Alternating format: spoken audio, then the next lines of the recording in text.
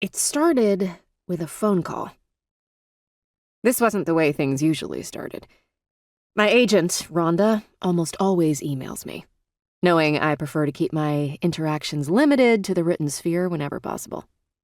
If I could send her handwritten notes on creamy stationery sealed with wax, I would. Though at this point, email is pretty much the equivalent of a feather quill and inkpot anyway.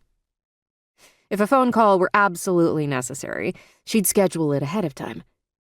And yet here she was, calling me unannounced. One of the few happy outcomes of the so-called digital revolution is that no one is expected to answer their phone anymore.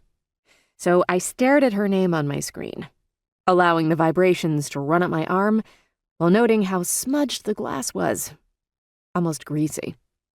Apparently, I needed to wash my face more. I was still waiting for a voicemail when her text came through. "Call me back ASAP." Uh-oh. The cortisol began chugging its way through my midsection like Drano through that U-shaped pipe in one of those animated commercials. But then, because she knows me so well, Rhonda sent a follow-up. "Good news, not bad." Her assistant patched me through immediately. Well, she began. I could hear a whipping sound, which meant she was doing squats or lunges or something equally horrifying behind her standing desk. Rhonda is one of those overachievers who doesn't know when to quit. "Look who the cat dragged in.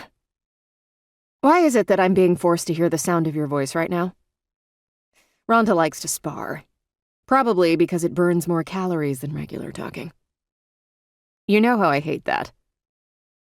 She laughed, a throaty, rasping sound that would make you think she smoked if you didn't know she ran several marathons a year. Rhonda's laugh is what sealed the deal when she was courting me as a client.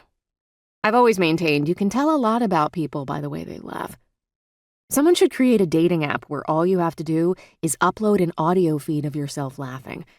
None of this, "I like to take long walks on the beach" crap.